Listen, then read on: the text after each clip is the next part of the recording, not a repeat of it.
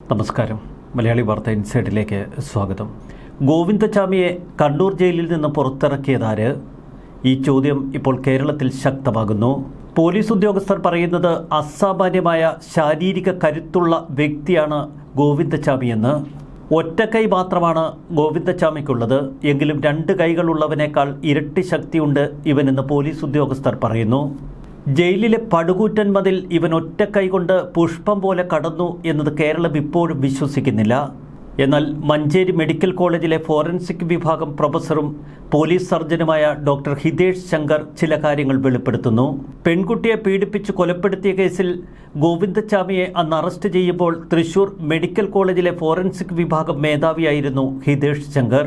ആ കൊടും ക്രിമിനലിനെ പരിശോധിച്ച് കോടതിയിൽ നിന്ന് ശക്തമായ ശിക്ഷ വാങ്ങിക്കൊടുക്കാൻ ഹിതേഷ് ശങ്കർ ഏറെ സഹായിച്ചിരുന്നു.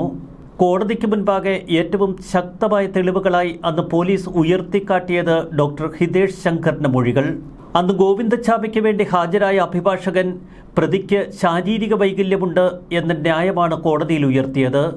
ഒറ്റക്കൈ മാത്രമുള്ള ഗോവിന്ദചാമിക്ക് ഇത്തരമൊരു ക്രൂരകൃത്യം നടത്താൻ കഴിയില്ല എന്ന് അഭിഭാഷകൻ കോടതിയിൽ വാദിച്ചു. എന്നാൽ അതിനെ മുച്ചൂടും എതിർത്തത് ഡോക്ടർ ഹിതേഷ് ശങ്കറിന്റെ മൊഴികളാണ്. സാധാരണ വ്യക്തികൾ രണ്ട് കൈകൾ ഉപയോഗിച്ച് ചെയ്യുന്ന ജോലികൾ ഗോവിന്ദചാമി ഒറ്റക്കൈയിൽ ചെയ്യും, അതും ഇരട്ടി വേഗതയിൽ. കൈപ്പത്തിയില്ലാത്ത ഇയാളുടെ ആ കൈക്ക് അസാമാന്യ ശക്തിയുണ്ട് എന്ന് ഡോക്ടർ ഹിതേഷ് ശങ്കർ മൊഴി കൊടുത്തു. ഓടിക്കൊണ്ടിരിക്കുന്ന ട്രെയിനുകളിൽ പിടിച്ചു കയറാനും ചാടിയിറങ്ങാനുമൊക്കെ നല്ല വശമുണ്ട് ഇയാൾക്ക്. അതുകൊണ്ടാണ് അന്ന് പെൺകുട്ടിയെ ക്രൂരമായി ഉപദ്രവിച്ച് ജയിലിൽ നിന്ന് ഇയാൾ തൊഴിച്ച് പുറത്തേക്കിറങ്ങിയതിന് തൊട്ടു പിന്നാലെ ഓടുന്ന ട്രെയിനിൽ നിന്ന് പുറത്തേക്ക് എടുത്തു ചാടാൻ ഗോവിന്ദചാമിക്ക് കഴിഞ്ഞത്. അമിതമായ ലൈംഗികാസക്തി ഉള്ളവനാണ് ഗോവിന്ദചാമി എന്ന് ഡോക്ടർ ഹിതേഷ് ശങ്കർ അന്ന് തെളിയിച്ചിരുന്നു. ഇത് വ്യക്തമാക്കാൻ അറസ്റ്റിലായ ഗോവിന്ദചാമിയെ പരിശോധിച്ചപ്പോഴുള്ള ഒരു അനുഭവവും അദ്ദേഹം തുറന്നു പറഞ്ഞു. പോലീസുകാരെ മുഴുവൻ പുറത്തു നിർത്തി ലാബ് ജീവനക്കാരുൾപ്പെടെ കുറച്ചുപേർ മാത്രമാണ് ഇയാളെ രക്തപരിശോധനയ്ക്കായി ലാബിൽ കയറ്റിയപ്പോൾ അവിടെ നിർത്തിയത്. പരിശോധനയുടെ ഭാഗമായി ഒരു വനിതാ ലാബ് ടെക്നീഷ്യൻ ഇയാളുടെ രക്തം ശേഖരിക്കുന്നതിനായി അയാളുടെ കയ്യിൽ സ്പർശിച്ചു. ആ ഒരൊറ്റ സ്പർശനം കൊണ്ട് തന്നെ അയാൾക്ക് കടുത്ത ഉത്തേജനമുണ്ടായി എന്ന് ഡോക്ടർ ഹിതേഷ് ശങ്കർ പറയുന്നു. അതും അത്രയേറെ ആളുകളുടെ മുന്നിൽ വെച്ച്. പിന്നീട് ഇയാളെ ചോദ്യം ചെയ്യുമ്പോൾ സംഭവ ദിവസം നടന്ന കാര്യങ്ങൾ ഇയാൾ വ്യക്തമായി പറയുന്നു. ഒപ്പം പാൽപ്പായസം കണ്ടാൽ താൻ കഴിക്കാതിരിക്കുമോ എന്ന് വളരെ കൂളായി പോലീസിനോട് ചോദിക്കുന്നു. അന്ന് ട്രെയിനിലെ പെൺകുട്ടിയിൽ നിന്ന് ബാഗ് തട്ടിപ്പറക്കലായിരുന്നു തൻ്റെ ലക്ഷ്യമെന്ന് ഇയാൾ മൊഴി കൊടുത്തു. ഇതിനായി പിടിവിലി നടത്തിയപ്പോൾ പെൺകുട്ടിയുടെ ശരീരത്തിൽ പലയിടത്തും സ്പർശിച്ചു. അതോടെ മോഷണത്തിനപ്പുറത്തേക്ക് തനിക്ക് ലൈംഗികാസക്തി ഉണ്ടായി എന്നാണ് ഗോവിന്ദചാമി അന്ന് പോലീസിന് മൊഴി കൊടുത്തത്. ഈ പറഞ്ഞ കാര്യങ്ങളൊക്കെ അന്ന് ഡോക്ടർ ഹിതേഷ് ശങ്കർ രേഖപ്പെടുത്തി. ഇപ്പോൾ ജയിൽ ചാട്ടത്തിലും അയാൾ അസാധാരണമായ അറിവും ബുദ്ധിയുമൊക്കെ പ്രയോഗിച്ചിരിക്കുന്നു. ഒരു സാധാരണ കൊലപാതകിക്കപ്പുറം വലിയ അറിവുള്ള ഒരു കൊലപാതകി കൂടിയാണ് ഗോവിന്ദചാമി. ചോറ് കഴിക്കാതെ ശരീരത്തിൻ്റെ വണ്ണം കുറച്ചതും വ്യക്തമായ അറിവിൻ്റെ അടിസ്ഥാനത്തിലാണ്. കാർബോഹൈഡ്രേറ്റ് കൂടുതലുള്ള ചോറ് കഴിച്ചാൽ ശരീരഭാരം കൂടുമെന്ന് ഇയാൾക്കറിയാം. ചോറിന് പകരം ചപ്പാത്തിയും അതിനൊപ്പം ഇറച്ചിയും ഉൾപ്പെടെയുള്ള കറികൾ കൂടിയാകുമ്പോൾ ആവശ്യത്തിന് പ്രോട്ടീൻ ലഭിക്കും. ശരീരത്തിനും മസിലുകൾക്കും ഇത്രയേറെ മെലിഞ്ഞിട്ടും ഒരു തരത്തിലുമുള്ള പ്രശ്നം അയാൾക്കില്ല എന്നാണ് ഡോക്ടർ ഹിതേഷ് ശങ്കർ പറയുന്നത്. മാത്രമല്ല, മുമ്പത്തേതിനേക്കാൾ കൂടുതൽ ശരീരത്തിന് ശക്തി ആർജിക്കാനും ഗോവിന്ദചാമിക്ക് കഴിഞ്ഞിട്ടുണ്ട്. ജയിലിലെ പ്രോട്ടീനൊക്കെ കഴിച്ച് അവൻ്റെ മസിലുകൾ പെരുത്തുവെന്നർത്ഥം. ട്രെയിനുകളിൽ തൂങ്ങിക്കയറാനും തൂങ്ങിയിറങ്ങാനും ഗോവിന്ദചാമിയുടെ ശരീരത്തിന് പുറകിലെ മസിലുകൾക്ക് അസാധാരണ ശക്തിയുണ്ട്. 2011 ഫെബ്രുവരി 1 ആ ദിവസം കേരളം അത്ര പെട്ടെന്ന് മറക്കില്ല. ഷൊർണൂർ സ്വദേശിനിയായ യുവതിയെ റെയിൽവേ ട്രാക്കിനരികിൽ തലയ്ക്കു മാരക പരിക്കുകളോടെ അബോധാവസ്ഥയിൽ കണ്ടെത്തുന്നു. കൊച്ചിയിൽ നിന്ന് വീട്ടിലേക്ക് വരികയായിരുന്ന 23-കാരിയായ യുവതി. പോസ്റ്റ്മോർട്ടം റിപ്പോർട്ടിൽ ഏറെ നടുക്കുന്ന വിവരങ്ങൾ പുറത്തുവന്നു. യുവതി ക്രൂരമായി പീഡിപ്പിക്കപ്പെട്ടുവെന്ന റിപ്പോർട്ട്. കൃത്യത്തിന് ശേഷം യുവതിയുടെ മൊബൈൽ ഫോണും പേഴ്സിലെ പൈസയുമൊക്കെ കവർന്ന് പ്രതി കടന്നു കളഞ്ഞു. 1 മണിക്കൂറിലേറെ സമയം എഴുന്നേൽക്കാൻ പോലും കഴിയാതെ യുവതി റെയിൽവേ ട്രാക്കിനരികിൽ കിടന്നു നിസ്സഹായമായി. ഒടുവിൽ പരിസരവാസികളാണ് യുവതിയെ കണ്ടെത്തി മുളങ്കുന്നത്തുകാവ് മെഡിക്കൽ കോളേജ് ആശുപത്രിയിൽ എത്തിച്ചത്. കേരള സമൂഹം ഇന്ന് ഏറ്റവും വെറുക്കുന്ന പ്രതികളിൽ ഒരാളാണ് ഗോവിന്ദചാമി. ഒറ്റക്കയ്യൻ. സേലം വിരുതാചലം സമത്വപുരം സ്വദേശിയാണ് ഇയാൾ. മോഷണവും പിടിച്ചുപറിയുമായി ബന്ധപ്പെട്ട് ഏകദേശം 12ഓളം കേസുകളാണ് ഇയാൾക്കെതിരെ തമിഴ്നാട് പോലീസ് എടുത്തിട്ടുള്ളത്. മുംബൈ ഉൾപ്പെടെയുള്ള അധോലോക സംഘാംഗങ്ങളുമായി ഇയാൾക്ക് ബന്ധം. ഭിക്ഷാടന മാഫിയയുടെ ഏറ്റവും ഇഷ്ടതോഴനാണ് ഗോവിന്ദച്ചാമി.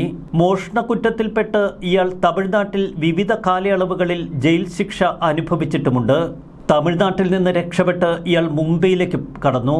മുംബൈ കേന്ദ്രീകരിച്ചുള്ള പിടിച്ചുപറിയും മോഷണവുമായിരുന്നു ഒരു കാലഘട്ടത്തിൽ ഇയാളുടെ സ്ഥിരം ശൈലി. എന്നാൽ ഗോവിന്ദച്ചാമി ഏറ്റവും അപകടകാരിയാകുന്നത് കുത്തഴിഞ്ഞ ഇയാളുടെ ലൈംഗിക ആസക്തിയിലാണ്. അമിത ലൈംഗികാസക്തിയുള്ളവനാണ് എന്ന് ഫോറൻസിക് പരിശോധനയിൽ കണ്ടെത്തിയിട്ടുണ്ട്. റെയിൽവേ സ്റ്റേഷനുകളിലും തൊട്ടടുത്ത ചേരികളിലും സ്ഥിരമായി സ്ത്രീകളെ തേടി അലയുകയാണ് ഇയാളുടെ സ്ഥിരം ശൈലി. സംഭവ ദിവസം യുവതി കൊച്ചിയിൽ നിന്ന് ട്രെയിനിൽ കയറുമ്പോൾ ഗോവിന്ദച്ചാമിയും ആ കമ്പാർട്ട്മെൻറ്റിൽ കയറി. തൃശ്ശൂരിൽ എത്തിയതോടെ ലേഡീസ് കമ്പാർട്ട്മെൻറ്റ് കാലിയായി. ഇതേ തുടർന്നാണ് യുവതി തൊട്ടുമുന്നിലുള്ള ജനറൽ കമ്പാർട്ട്മെൻറ്റിലേക്ക് മാറിക്കയറിയത്. വള്ളത്തോൾ നഗർ സ്റ്റേഷനിലെത്തിയപ്പോഴേക്കും ഈ കമ്പാർട്ട്മെൻറ്റിലുണ്ടായിരുന്ന 8 പേരും സ്റ്റേഷനുകളിലിറങ്ങി. ഇരുട്ട് പരന്നു. ട്രെയിൻ ഒരുപാട് വൈകി. ആകെ ആശങ്കയിലായ യുവതി വീട്ടുകാരെ ഫോണിൽ വിളിച്ചു. ട്രെയിൻ വൈകുന്നു, താൻ മാത്രമാണ് കമ്പാർട്ട്മെൻറ്റിൽ എന്ന് ഭയത്തോടെ വീട്ടുകാരുടെ യുവതി പറയുന്നു. ഈ സമയമിതാ ഇരയെ നോട്ടമിട്ടുകൊണ്ട് ഗോവിന്ദച്ചാമി ആ കമ്പാർട്ട്മെൻറ്റിൽ തന്നെ നിൽക്കുന്നു. യുവതി ആകെ ഭയപ്പെട്ട് നിൽക്കുന്ന സമയം. ഇതിനിടയിൽ ഗോവിന്ദച്ചാമി യുവതിയുടെ അരികിൽ വന്ന് ബാഗ് തട്ടിപ്പറിക്കാനുള്ള ശ്രമം. യുവതി ബാഗുമായി കമ്പാർട്ട്മെൻറ്റിൽ അങ്ങോട്ടും ഇങ്ങോട്ടും ഓടുന്നു. ബാഗിൽ കടന്നു പിടിച്ചതോടെ യുവതി പിടിവിട്ടില്ല. ബാഗിൽ തന്നെ പിടിമുറുക്കി യുവതി ഗോവിന്ദച്ചാമിയിൽ നിന്ന് ബാഗ് രക്ഷിക്കാനുള്ള ശ്രമം നടത്തി. അതിനിടയിൽ അറിയാതെ അവർ വാതിലിനരികിലെത്തിയിരുന്നു. വാതിലിനരികിലെത്തിയപ്പോൾ ഗോവിന്ദച്ചാമി ആ യുവതിയെ ഒരൊറ്റ ചവിട്ടിലൂടെ പുറത്തേക്ക് തെറിപ്പിച്ചു. റെയിൽവേ ട്രാക്കിലേക്ക് തലയടിച്ച് വീണ ആ യുവതിയുടെ പിന്നാലെ ട്രെയിനിൽ നിന്ന് ഗോവിന്ദച്ചാമിയും പാളത്തിന് സമീപത്തേക്ക് ചാടി. യുവതിയുടെ ബോധം പൂർണ്ണമായി നശിച്ചിരുന്നില്ല. ഗോവിന്ദച്ചാമി ആ യുവതിയെ എടുത്ത് തോളത്തിലിട്ടു. പിന്നീട് ഇത്തിരി മാറി ആ യുവതിയെ അതിക്രൂരമായി അയാൾ ബലാത്സംഗം ചെയ്തു. ബലാത്സംഗത്തെ യുവതി തനിക്ക് ബാക്കിയുള്ള ശക്തി ഉപയോഗിച്ച് ചെറുത്തു.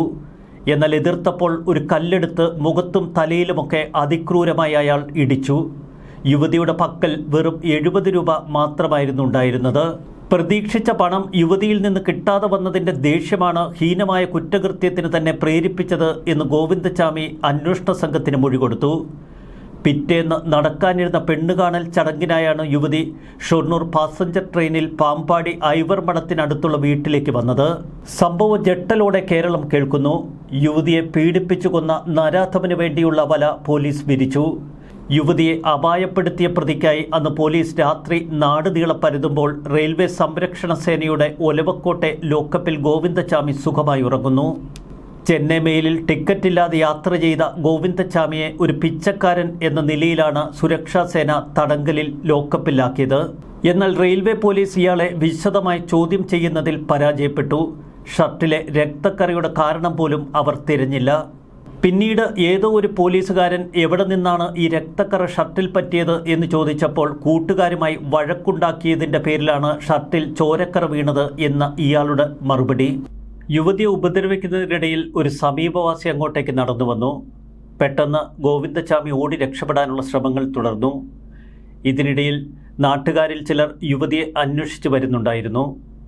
അവരുടെ പിടിയിൽ ഗോവിന്ദച്ചാമി അകപ്പെട്ടു. എന്നാൽ ഗോവിന്ദച്ചാമി താനൊരു പിച്ചക്കാരനാണെന്നും ഇതിലൂടെ നടന്നു പോവുകയാണെന്നും പറഞ്ഞ് അവിടെ നിന്ന് തടിതപ്പി. പിന്നീട് അയാൾ ഒരു ബസ്സിൽ തൃശ്ശൂർക്കും അതിനുശേഷം പാലക്കാട്ടേക്ക് പോയി. തുടർന്നാണ് റെയിൽവേ സംരക്ഷണ സേനയുടെ പിടിയിലാകുന്നത്. അതുപോലും അയാളുടെ ആസൂത്രിത ബുദ്ധിയായിരുന്നുവെന്നാണ് അന്വേഷണ സംഘം പിന്നീട് മനസ്സിലാക്കിയത്. സേലത്തെ ഒരു ജയിലിൽ വെച്ച് കിട്ടിയ ഒരു ജയിൽ പുള്ളി. അയാളുടെ നിർബന്ധപ്രകാരമാണ് താൻ തൃശ്ശൂരിലേക്ക് വന്നത് എന്ന് ഗോവിന്ദച്ചാമി പറഞ്ഞു. പിന്നീട് തൃശ്ശൂരിൽ നിന്ന് പല ട്രെയിനുകളിൽ കയറി മോഷണം നടത്തുകയായിരുന്നു സ്ഥിരം ശൈലി. കയ്യിൽ കിട്ടിയാൽ എന്തും അപഹരിക്കുമെന്ന് ഗോവിന്ദച്ചാമി പറഞ്ഞു. ഒടുവിൽ തൃശ്ശൂർ ഫാസ്റ്റ് ട്രാക്ക് കോടതി 2011 നവംബർ 11 സുപ്രധാന വിധി പുറപ്പെടുവിക്കുന്നു. ഗോവിന്ദച്ചാമിക്ക് വധശിക്ഷ. കേരളം കയ്യടിയോടെ ആ വിധി കേട്ട് സന്തോഷിച്ചു. കടുത്ത ശിക്ഷ നൽകിയില്ലെങ്കിൽ ജനങ്ങൾക്ക് നിയമത്തിലുള്ള വിശ്വാസം നഷ്ടപ്പെടുമെന്നാണ് അന്ന് കോടതി വ്യക്തമാക്കിയത്. 2013 ഡിസംബറിൽ ഹൈക്കോടതി വധശിക്ഷ ശരിവെച്ചു. എന്നാൽ 2016 സെപ്റ്റംബറിൽ സുപ്രീം കോടതി വധശിക്ഷ റദ്ദാക്കി. പീഡനത്തിന് നൽകിയ ജീവപര്യന്തം തടവ് നിലനിർത്തി. വധശിക്ഷ ലഭിക്കാനുള്ള കുറ്റം സംശയാതീതമായി തെളിയിക്കാൻ പോലീസിന് കഴിഞ്ഞില്ല എന്നാണ് സുപ്രീം കോടതി കണ്ടെത്തിയത്. സാക്ഷിമൊഴികൾ തമ്മിലുള്ള ചില പൊരുത്തക്കേടുകൾ അന്ന് സുപ്രീം കോടതി എടുത്തുകാട്ടി. ഇതിനിടയിൽ മരിച്ചുപോയ ആളൂർ വക്കീൽ തുടർച്ചയായി ഗോവിന്ദച്ചാമി നിരപരാധിയാണ് എന്ന് മാധ്യമങ്ങളിലൂടെ ആവർത്തിച്ച് പറഞ്ഞുകൊണ്ടിരുന്നു. ഗോവിന്ദച്ചാമിക്കെതിരെ എത്രയെത്ര തെളിവുകൾ നിരത്തിയാലും ആ ഗോവിന്ദച്ചാമിക്ക് വേണ്ടി വാദിക്കാനും ചില അഭിഭാഷകർ രംഗത്തെത്തി. മുംബൈയിൽ നിന്ന് വലിയ ഫീസ് വാങ്ങി കേരളത്തിലെത്തി ഗോവിന്ദച്ചാമിക്ക് വേണ്ടി വാദിക്കാനൊരുങ്ങുന്ന അഭിഭാഷകർ. ഇതിന് മാത്രം പണം ഇയാൾക്ക് ആരാണ് ബാക്കപ്പ് നൽകുന്നത് എന്ന് കേരളം ഭയപ്പെട്ടു. മുംബൈയിലെ ഭിക്ഷാടന മാഫിയ പൂർണ്ണമായി ഗോവിന്ദച്ചാമിക്ക് പിന്നിൽ നിന്നു. കീഴ്ക്കോടതികളിലെ കേസ് നടത്തിപ്പിൽ പോലീസിന് വീഴ്ച സംഭവിച്ചു എന്ന് സുപ്രീം കോടതി ചൂണ്ടിക്കാട്ടി. ഒടുവിൽ 2017 ഏപ്രിലിൽ സർക്കാർ നൽകിയ പിഴവ് തിരുത്തൽ ഹർജിയും സുപ്രീം കോടതി തള്ളിക്കളഞ്ഞു. പ്രോസിക്യൂഷന് സംഭവിച്ച പിഴവാണ് ഈ കൊടും ക്രിമിനലിനെ വധശിക്ഷയിൽ നിന്ന് രക്ഷപ്പെടുത്തിയത്. പിന്നീട് ഇയാൾ ഏതെങ്കിലും വിധത്തിൽ ജയിലിൽ നിന്ന് രക്ഷപ്പെടാനുള്ള സർവ്വ നാടകങ്ങളും പയറ്റി എന്ന് വ്യക്തമാക്കുന്നതാണ് ഇയാളുടെ ജയിൽ ജീവിതം. 2011 നവംബർ 11 കണ്ണൂർ സെൻട്രൽ ജയിലിൽ എത്തിച്ച അന്നു മുതൽ ഗോവിന്ദച്ചാമി ഉദ്യോഗസ്ഥർക്ക് ഒരു സ്ഥിരം തലവേദനയായിരുന്നു. ജയിൽ മാറ്റം ആവശ്യപ്പെട്ട ആത്മഹത്യാ നാടകം, ഇതൊക്കെ ഉദ്യോഗസ്ഥരിൽ വളരെയധികം മനമെടുപ്പുണ്ടാക്കി. മലമൂത്ര വിസർജനത്തിന് ശേഷം ഇയാൾ മലമെടുത്ത ഭിത്തിയിലാകെ തേച്ചു വയ്ക്കും. സെല്ലിനുള്ളിൽ CCTV വെച്ചാൽ അത് കേടാക്കുക ഇയാളുടെ ശൈലിയാണ്. ജയിൽ ജീവനക്കാർക്കെതിരെ പലപ്പോഴും ഇയാൾ വിസർജ്യമെറിഞ്ഞു. ജയിലിലെ അക്രമത്തിന്റെ കേസിൽ Kannur judicial first class magistrate കോടതി ഗോവിന്ദച്ചാമി ഒരിക്കൽ 10 മാസം തടവിന് ശിക്ഷിച്ചിരുന്നു. 2012 മാർച്ചിൽ ഇയാൾ ജയിലിൽ വെച്ച് നടത്തിയ ഒരു ആത്മഹത്യാ നാടകം. കൊടുംക്രൂര ക്രിമിനലാണ് ഗോവിന്ദച്ചാമി. ഇയാൾ പുറത്തിറങ്ങിയാൽ അത് ഏറ്റവും അപകടകരമാകുമെന്ന് വ്യക്തം. ഇതിനിടയിൽ തമിഴ്നാട്ടിലെ ഏതെങ്കിലും ഒരു ജയിലിലേക്ക് മാറ്റണം എന്ന ഗോവിന്ദച്ചാമിയുടെ അപേക്ഷ 2024 മാർച്ചിൽ ജയിൽ വകുപ്പ് മേധാവി നിരസിച്ചു. തമിഴ്നാട് കടലൂരിലെ സമത്വപുരം സ്വദേശിയാണ് ഗോവിന്ദച്ചാമി. തൻ്റെ നാടിനടുത്ത് ഏതെങ്കിലും ഒരു ജയിലിൽ പാർപ്പിക്കണമെന്നതായിരുന്നു ഇയാളുടെ ആവശ്യം. മാനസിക വിഭ്രാന്തിയുണ്ട് എന്ന് കാട്ടി ഏതെങ്കിലും വിധത്തിൽ വധശിക്ഷയിൽ നിന്ന് രക്ഷപ്പെടാൻ തുടക്കം മുതൽ ഇയാൾ ശ്രമിച്ചിരുന്നു. കേരളം കണ്ട ഏറ്റവും ക്രൂരനായ കൊലയാളി. ഇയാൾക്ക് യാതൊരു വിധത്തിലും മാനസിക വിഭ്രാന്തിയില്ല എന്ന് വിദഗ്ധർ പറയുന്നു. കൊടും കുറ്റവാളിയായ ഗോവിന്ദച്ചാമി വീണ്ടും അഴിക്കുള്ളിലായത് നമുക്ക് ആശ്വാസം പകരുന്നു. ന്യൂസ് ഡെസ്ക് മലയാളി വാർത്ത ഇൻസൈറ്റ്.